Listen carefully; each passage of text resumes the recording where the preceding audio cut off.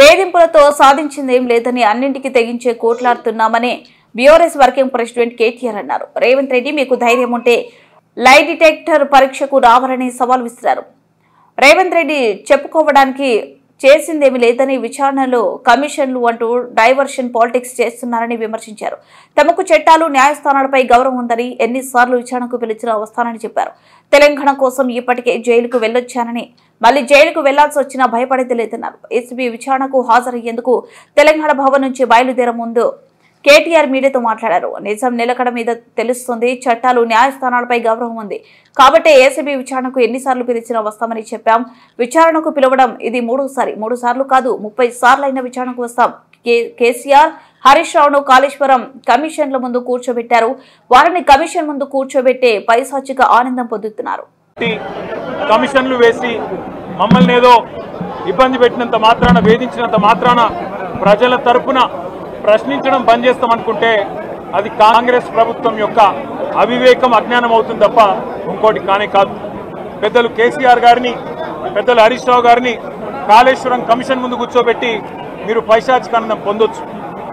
ఇవాళ ఏసీబీ ముందుకి విచారణకు పిలిపించి కొంత మానసికంగా రాక్షసానందం పొందుతూ ఉండవచ్చు. అవసరమైతే అరెస్ట్ కూడా చేస్తారు కావచ్చు. కానీ ఒకటి పక్క, తెలంగాణ కోసం గతంలోనే జైలుకు పోయి వచ్చిన వాళ్ళం.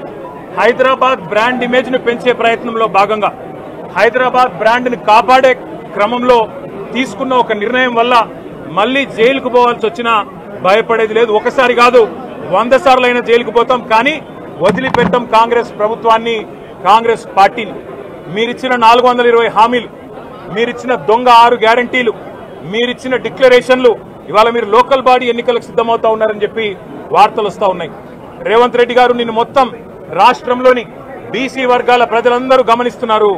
42% రిజర్వేషన్ ఇచ్చి 42% రిజర్వేషన్ ఇస్తాం అని కామారెడ్డి డిక్లరేషన్ లో చెప్పి మోసం చేసి ఈరోజు స్థానిక సంస్థల ఎన్నికలకు మరి రిజర్వేషన్ ఇవ్వకుండానే పోతున్న వైనాన్ని కూడా బీసీలు గమనిస్తా ఉన్నారు. రైతు బంధు పేరిట ఎలక్షన్ బంధుగా మార్చి ఎలక్షన్లు వచ్చినప్పుడు మాత్రమే రైతు బంధు వేస్తున్న విషయాన్ని రైతులు గమనిస్తున్నారు. నెలకు 2500 ఎగ్గొట్టిన విషయాన్ని ఈ రాష్ట్రంలోని మహిళలు గమనిస్తా ఉన్నారు.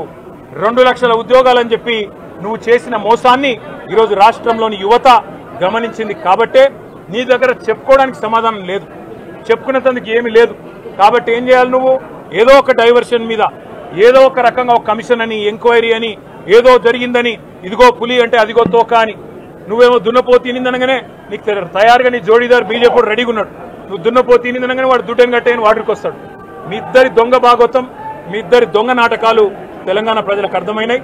మేము మాత్రం వాళ్ళ పెడితే గిడితే ఒక వ్యక్తినో 2 వ్యక్తులను జైల్లో పెడతాం. కానీ లక్షలాది మంది కేసీఆర్ సైనికులను టచ్ చేసే ధైర్యం నీకు లేదు.